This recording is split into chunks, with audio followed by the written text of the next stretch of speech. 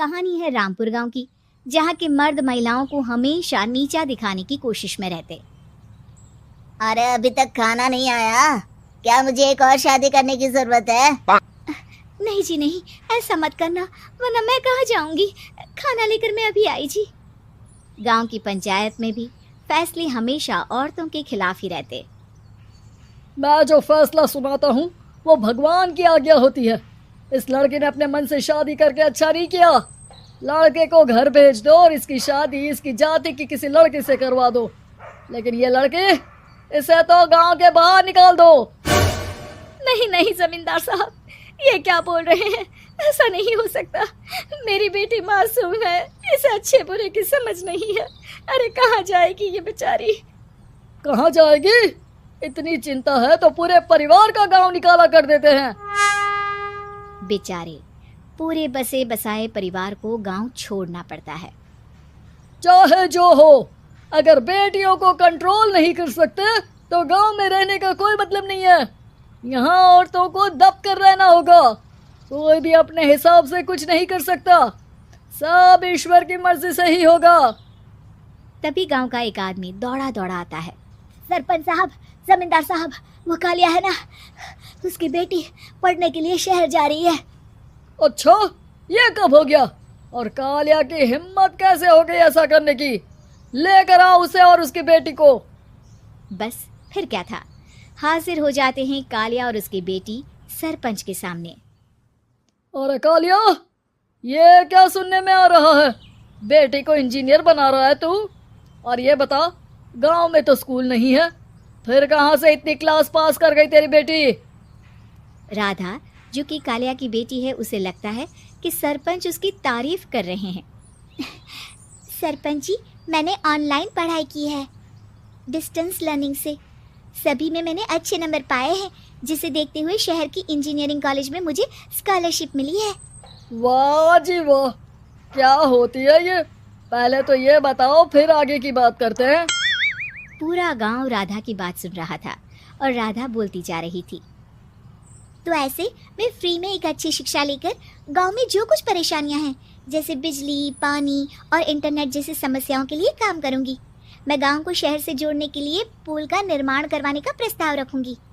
मुझे पूरी उम्मीद है कि जल्द ही हमारा गांव भी तरक्की की राह पर चल पड़ेगा। राधा की बात सुनकर सारे गांव वाले ताली बजाने लगते हैं। सरपंच को समझ नहीं आता कि वो क्या करे। चुप रह नादान लड़की, गांव के खिलाफ जाने के लिए तुझे गांव से बेदखल कर दिया जाएगा, वो भी पूरे परिवार के साथ। और हाँ, अगर ठीक से गांव में रहना चाहती है तो ये पढ़ाई लिखाई छोड़ दे। हम तेरे लिए गांव का कोई होनहार लड़का देखेंगे। तभी गांव का एक आदमी बोल पड़ता है। अरे नहीं नहीं सरपंच जी, राधा बिटिया जो बता रही है, अगर वैसा हो जाए तो हम लोगों को पैसा कमाने के लिए बाहर नहीं जाना पड़ेगा। हाँ जी, और ना ही कोसों दूर पानी के लिए भटकना पड़ेगा। हमारे बच्चे भी अच्छी पढ़ाई कर सकेंगे और आगे बढ़ेंगे, ना कि हमारी तरह खेती करते बैठेंगे। क्यों गांव वालों, राधा बिटिया का साथ देना चाहिए ना। सरपंच देखता है कि गांव राधा के साथ है तो वो चुप हो जाता है। वो घर आकर अपने सलाहकार से बात करता है, जो बहुत ही चालाक किस्म का इंसान होता है। अरे सरपंच साहब, आपको बहुत ही होशियारी से काम लेना पड़ेगा। एक बार गांव तरक्की कर गया, यहाँ के बालक पढ़ लिए तो कोई ना पूछेगा आपको। और फिर ये जो बेटा और बेटी है ना आपके, इनको भी आम लोगों की तरह ही जीवन जीना होगा। हाँ, लेकिन करे तो क्या करे? वो ना आप मुझ पर छोड़ दीजिए, बस मैं जैसा बोलूं करते जाइए। अगले रोज सुबह जब गांव वाले सोकर उठते हैं तो राधा के घर के बाहर और साथ ही वो लोग जिन्होंने राधा का सपोर्ट किया था, उनके घर के आगे लाल रंग से कल आऊंगी लिखा होता है। कल आऊंगी? ये क्या होता है? अरे यह तो खून से लिखा है, लगता है कोई भूत प्रेत या चुड़ैल का साया है। चलो सरपंच जी के पास चलते हैं। सभी सरपंच के पास जाकर उसे सारी बात बताते हैं। और ये तो बड़ी मुश्किल की बात है। चलो, मैं एक बाबा को जानता हूँ, उन्हें बुला लेता हूँ। सरपंच बाबा को लेकर गांव के घर के बाहर जाता है। ओहो, तो ये वो चुड़ैल है जो उन लोगों को निशाना बनाते हैं जो गांव को बदलने का सपना देखते हैं। वो गांव को ऐसे ही संपन्न देखना चाहती है। वो नहीं चाहती कि कोई बाहरी यहाँ का कायाकल्प करे। क्या तुम लोगों में से किसी ने गांव को बदलने की सोच रखी है? तभी राधा की माँ रोते रोते आती है। मेरी राधा घर से गायब हो गई है। अरे कोई तो बचाओ, मेरी बच्ची कहाँ गई?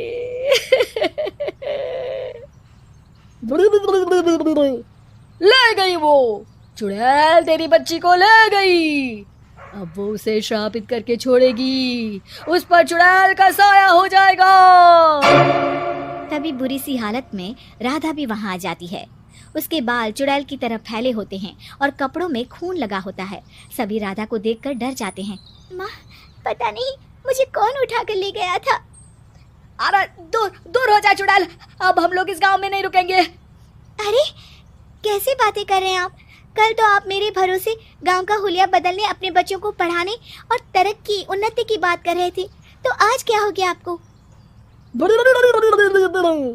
ये फिर तुम लोगों को बहकाएगी। ये चुड़ैल गांव में आ चुकी है। ऐसे ही ये तुम्हारे घर के बच्चों को भी ले जाएगी। गांव वाले राधा को गांव से बाहर निकाल देते हैं। उसके माँ बाप रोते रहते हैं, लेकिन गांव वाले नहीं मानते। मैं भी अपनी बहन के साथ गांव के बाहर रहूंगा, लेकिन वो पढ़ाई नहीं छोड़ेगी। वहीं सरपंच के घर पर सलाहकार कहता है, देखा, सांप भी मर गया और लाठी भी नहीं टूटी। लेकिन अगले ही दिन सरपंच के घर के बाहर भी वही शब्द लिखे होते हैं। और फिर सरपंच की बीवी कहती है, हमारी बेटी को किसी ने अगवा कर लिया है। तभी राधा का भाई वहां आ जाता है। अरे गांव वालों, मैंने सरपंच जी की बेटी को देखा था। वो चुड़ैल उसे उठाकर ले जा रही थी। अरे क्या मजाक कर रहे हो? नहीं नहीं सरपंच जी, आप नहीं जानते। वो चुड़ैल अब आपकी बेटी में आ जाएगी, जैसे राधा के अंदर आ गई थी। तभी सरपंच की बेटी वैसी ही हालत में वहां आती है जैसे राधा आई थी। पापा, पता नहीं कैसे मैं गायब हो गई थी। चुड़ैल, इसके अंदर भी चुड़ैल का साया है, मारो इसे। अरे नहीं नहीं, इसे भी राधा के पास गांव के बाहर ही भेज दो। अरे चुप रहो, मेरी बेटी कहीं नहीं जाएगी और चुड़ैल वुड़ैल कुछ नहीं होता है। अरे कैसे बात कर रहे हो सरपंच जी? आप तो बोल रहे थे कि आपका फैसला भगवान का ज्ञान होता है, तो अपने पर बात आई तो अब आप ऐसे बोल रहे हैं। अरे ना ना ना, आपको अपनी बेटी को त्यागना ही होगा। अरे बुलाओ बाबा को। राधा का भाई बाबा को ले आता है, जिसे अब गांव वालों के डर के कारण सच बोलना पड़ता है। मैं कोई बाबा नहीं हूँ, मैं तो मोची था। ये सलाहकार महोदय ने मुझे कहा था एक्टिंग करने को। अब वो मुझे पैसे देने वाले हैं। अब मुझे माफ कर दो। गलती हो गई, मुझे माफ कर दो।